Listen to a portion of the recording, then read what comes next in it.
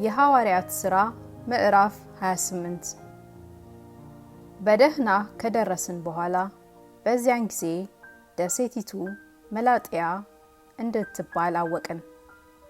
አረማውያንም የሚያስገርም ቸርነት አደረጉልን። ዝናብ ስለሆነ ስለ ብርዱም እሳት አንድደው ሁላችንን ተቀበሉን።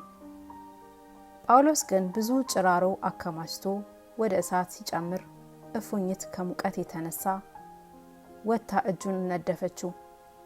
አረማውያንም እባብ በእጁ ተንጠልጥላ ባዩ ጊዜ እርስ በርሳቸው ይህ ሰው በእርግጥ ነፍሰ ገዳይ ነው፣ ከባህርም እንኳን በደህና ቢወጣ የእግዚአብሔር ፍርድ በሕይወት ይኖር ዘንድ አልተወውም አሉ። እርሱ ግን እባቢቱን ወደ እሳት አራገፋት፣ አንዳችም አልጎዳችውም። እነሱም ሊያብጥ ወይም ወዲያው ሞቶ ሊወድቅ ነው ብለው ይጠባበቁት ነበር። ብዙ ጊዜ ግን ሲጠባበቁ በእርሱ ላይ የሚያስገርም ነገር ምንም ባላዩ ጊዜ ይህስ አምላክ ነው ብለው ሐሳባቸውን ለወጡ። በዚያም ስፍራ አጠገብ ፑፕልዮስ የሚሉት የደሴት አለቃ መሬት ነበረ። እርሱም እንግድነት ተቀብሎን 3 ቀን በፍቅር አሳደረን። የፑፕልዮስም አባት በንዳድና በተቅማጥ ታሞ ተኝቶ ነበር።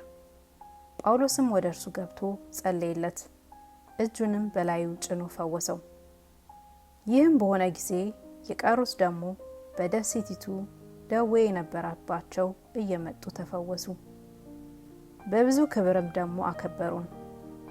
በተነሳንም ጊዜ በመርከብ ላይ የሚያስፈልገንን ነገር አኖሩልን። ከ3 ወር በኋላ በደሴቲቱ ከርሞ በነበረው በእስክንድሪያው መርከብ ተነሳን። በእርሱም የዲዮስቆሮስ ዓላማ ነበረበት። ወደ ሰራኩስም በገባን ጊዜ 3 ቀን ተቀመጥን። ከዚያም እየተዛወርን ወደ ሬጊዮም ደረስን። ከ1 ቀን በኋላም የደቡብ ነፋስ በነፈሰ ጊዜ በሁለተኛው ቀን ወደ ፑፕዮሎስ መጣን። በዚያም ወንድሞችን አግኝተን በእነርሱ ዘንድ 7 ቀን እንድንቀመጥ ለመኑን። እንዲሁም ወደ ሮሜ መጣን። ከዚያም ወንድሞች ስለኛ ሰምተው እስከ አፊዩስ ፋሩስና 3 ማደሪያስ ከሚባለው ሊቀበሉን ወጡ። ጳውሎስም ባያቸው ጊዜ እግዚአብሔርን አመሰገነ፣ ልቡም ተጽናና። ወደ ሮሜም በገባን ጊዜ ጳውሎስ ከሚጠብቀው ወታደር ጋር ለብቻው ይቀመጥ ዘንድ ፈቀደለት። ከ3 ቀንም በኋላ ጳውሎስ የአይሁድን ታላላቆች ወደ እርሱ ጠራ። በተሰበሰቡም ጊዜ እንዲህ አላቸው፣ ወንድሞች ሆይ እኔ ሕዝቡን ወይም የአባቶችን ሥርዓት የሚቃወም አንዳች ሳላደርግ ከኢየሩሳሌም እንደታሰርኩ በሮማውያን እጅ አሳልፈው ሰጡኝ።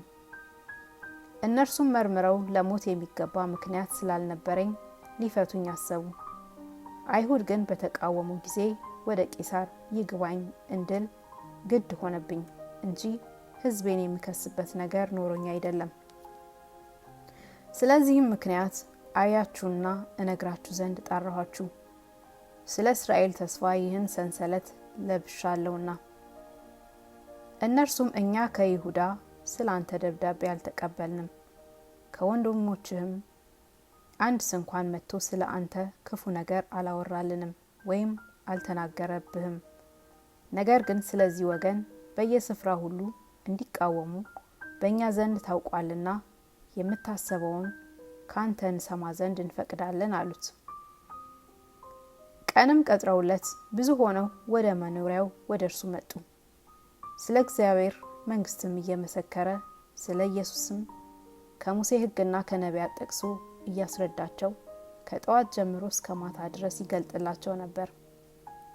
እኩሌቶቹም የተናገረውን አመኑ፣ እኩሌቶቹ ግን አላመኑም። እርስ በርሳቸውም ባልተስማሙ ጊዜ ጳውሎስ አንዲት ቃል ከተናገረ በኋላ ሄዱ። እንዲህም አለ፣ መንፈስ ቅዱስ በነቢዩ በኢሳይያስ ለአባቶቻችን ወደዚህ ሕዝብ ሂድና መስማትን ትሰማላችሁና አታስተውሉም፣ ማየትንም ታያላችሁና አትመለከቱም፣ በዓይናቸው እንዳያዩ በጆሮአቸውም እንዳይሰሙ በልባቸውም እንዳያስተውሉ ተመልሰውም እንዳልፈውሳቸው የዚህን ሕዝብ ልብ ደንድኗል፣ ጆሮአቸውም ደንቁሯል፣ ዓይናቸውም ጨፍኗል በላቸው ሲል መልካም ተናገረ። እንግዲህ ይህ የእግዚአብሔር ደህንነት ለአሕዛብ እንደተላከ በእናንተ ዘንድ የታወቀ ይሁን፣ እነርሱ ደግሞ ይሰሙታል። ይህንም በተናገረ ጊዜ አይሁድ እርስ በርሳቸው እጅግ እየተከራከሩ ሄዱ። ጳውሎስም በተከራየው ቤት 2 ዓመት ሙሉ ተቀመጠ። ወደ እርሱም የሚመጡትን ሁሉ ይቀበል ነበር። ማንም ሳይከለክለው የእግዚአብሔርን መንግሥት እየሰበከ ስለ ጌታ ስለ ኢየሱስ ክርስቶስ እጅግ ገልጦ ያስተምር ነበር።